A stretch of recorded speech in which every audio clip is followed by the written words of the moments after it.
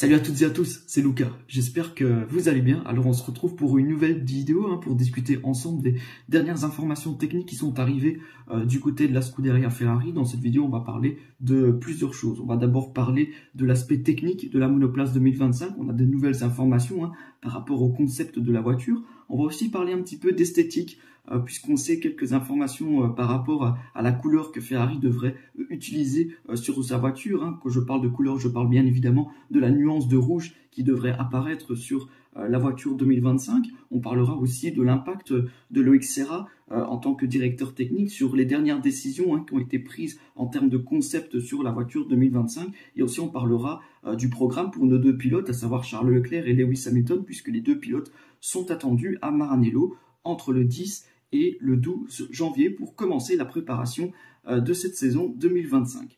Alors pour commencer, on va d'abord parler des détails supplémentaires qui sont arrivés par rapport au concept de la voiture 2025.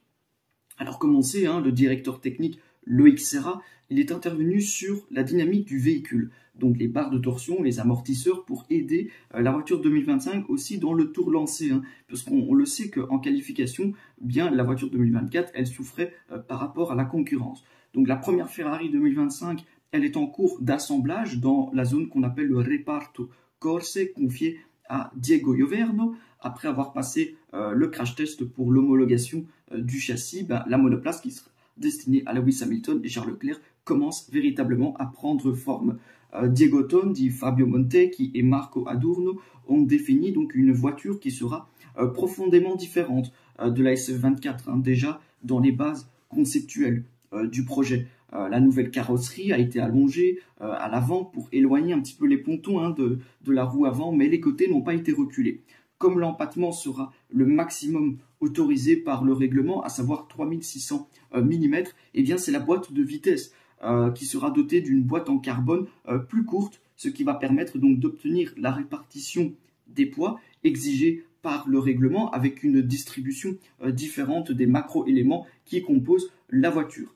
Alors, ce n'est plus un secret aussi pour personne. La voiture 2025 adoptera la disposition pull rod de la suspension avant, avec une solution finalement qui permet de déplacer les mécanismes cinématiques plus vers le bas au profit donc d'un meilleur centre de gravité. L'opération donc elle a reçu l'aval de Loïc Serra, le nouveau directeur technique de Maranello, qui est en poste depuis le mois d'octobre. D'ailleurs, en parlant de Loïc Serra, il a fortement été désiré par Frédéric Vasseur, eh bien, il n'a pas perdu de temps. Il se consacrera surtout à la voiture 2026, mais il a d'emblée mis l'accent sur certaines décisions de la voiture 2025.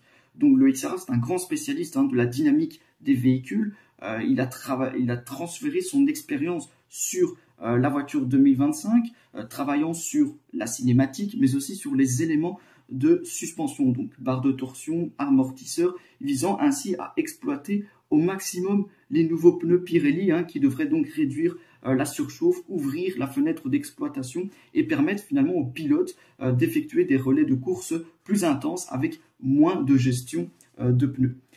On sait que la SF24 a été douce avec les pneus en course, alors qu'elle a eu du mal, notamment le samedi, lorsqu'il fallait tirer le meilleur parti de la voiture lors du tour lancé en qualification, pénalisant souvent donc l'équipe sur la grille en raison de la difficulté à mettre les pneus des deux trains à la bonne température dès le premier tour. On a vu que Ferrari, en 2024, elle a souvent montré des difficultés dans le premier secteur, où en forçant le tour de préparation, eh bien Charles Leclerc et Carlos Sainz à l'époque se sont retrouvés sans adhérence dans la dernière ligne droite.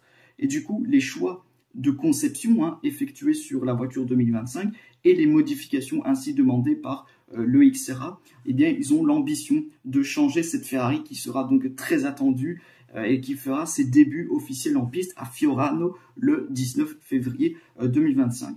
Alors, je voudrais aussi ajouter une précision. On m'a demandé dans les commentaires ce qu'il en était du département pneumatique de Ferrari. On sait que ce département-là a subi certaines modifications. Il y a eu de nouvelles personnes qui ont été recrutées par Frédéric Vasseur, mais aussi des personnes clés, à des postes clés qui ont été indiqués par le nouveau directeur technique, Loïc Serra, puisque oui, Loïc Serra n'est pas arrivé seul, il est arrivé avec une certaine équipe, et on sent que ce département-là, en principe, a subi certaines modifications assez importantes. Donc on ne parle pas de personnages de premier plan, mais plutôt en termes de seconde ligne et de troisième ligne. On a des gens qui sont venus de Porsche, on a des gens qui sont venus de Mercedes, de McLaren et d'autres équipes. Donc on a un recrutement qui est très ciblé pour essayer donc de donner une nouvelle dynamique à ce département-là au niveau des pneumatiques. Alors, toujours au niveau de la voiture 2025, cette fois, on va parler d'esthétique, parce que Maranello a donc déjà révélé à certains médias que la voiture 2025 sera présentée et mise en piste uniquement le mercredi 19 février 2025. Charles Leclerc et Lewis Hamilton, eh bien, ils vont arriver à Maranello dans les prochains jours, hein, entre le 10 et le 12 janvier. Donc, Hamilton va rejoindre Leclerc. Habituellement, c'est que à partir du 10 du 12 janvier que l'implication des pilotes reprend à l'usine pour donc les derniers essais sur les sièges et les simulations mises à jour de la nouvelle voiture. La nouvelle voiture prend donc forme dans son lancement aérodynamique. Elle est donc entrée en phase de production et d'assemblage du premier exemplaire qui prendra la piste à Fiorano et aux essais de Bahreïn. Selon aussi les dernières informations, les économies du poids ne devraient plus être un obstacle majeur à la créativité, c'est-à-dire que nous pouvons nous attendre à moins de carbone visible sur les voitures. Une tendance qui a déjà été observée lors de la saison 2024.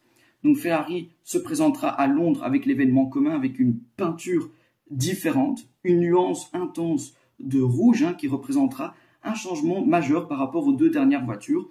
Donc il ne s'agira toutefois pas de la peinture Amaranto de l'emblématique et extrême teinte Rosso Mugello, qui avait été utilisé hein, sur la SF1000 hein, pour célébrer les 1000 Grands Prix sur le circuit toscan de Ferrari. Donc c'est un modèle qui a longtemps été accroché aussi à l'entrée du siège social. Quand on pense à ce rouge plus intense, on peut penser à deux choses. On peut penser à la F1 75 hein, de l'année 2022, mais aussi au Ferrari à l'époque 2007-2008 qui utilisait aussi un rouge assez intense. D'ailleurs, le style et la combinaison de la livrée associée à la peinture devraient révéler une touche d'audace hein, de la part des designers de Maranello. Donc c'est quelque chose que nous allons voir à Londres lors de l'événement commun sur la SF24, puisqu'il s'agira de la livrée le 18 février avec bien sûr les combinaisons 2025 de Charles Leclerc et Lewis Hamilton. Pour terminer aussi, on va parler un peu du programme d'adaptation de Lewis Hamilton, puisqu'on a eu des détails supplémentaires.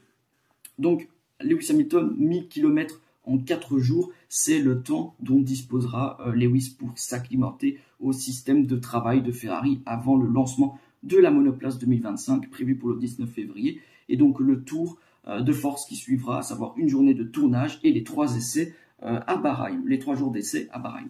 À Maranello, ils ont donc prévu un programme d'essai assez élastique hein, pour assurer les meilleures conditions météorologiques possibles compte tenu des limites du mois de janvier. L'objectif est d'obtenir des journées d'essai dans des conditions de piste assez acceptables afin d'achever le travail prévu depuis un certain temps. Les débuts donc très attendus de Lewis Hamilton au volant d'une Ferrari, au choix, la monoplace 2022 ou la monoplace 2023. La tendance est que Lewis aura peut-être droit à utiliser les deux voitures, à savoir la 2022 et la 2023, sont prévues donc sur le circuit de Fiorano, à une date qui pourrait donc varier en fonction des conditions météorologiques. On parle du 20, 21, 22 janvier. Le programme d'essai se poursuivra donc dans les derniers jours de janvier sur le circuit de Barcelone, avec l'espoir donc de trouver des températures beaucoup plus clémentes. Donc une fois de plus, Ferrari s'est donc garanti une fenêtre de plusieurs jours, au moins 4 jours pour reporter les essais en cas de mauvais temps, une mesure finalement rendue nécessaire par la nouvelle réglementation sur les essais. Donc on appelle ça la Testing of Previous Car, c'est-à-dire les essais avec les monoplaces utilisés au moins 2 saisons avant la saison en cours. Donc voilà, c'est à peu près tout au niveau des nouvelles informations qui sont arrivées vis-à-vis de Ferrari. On va avoir encore plus de contenus qui vont arriver du côté de Maranello dans les prochains jours, voire les prochaines semaines. Comme d'habitude, n'hésitez pas à me partager vos impressions dans les commentaires, à liker et partager la vidéo et surtout à vous abonner et activer la cloche. Moi, je vous retrouve très vite pour une prochaine vidéo et jusque-là, portez-vous bien et sempre Forza Ferrari.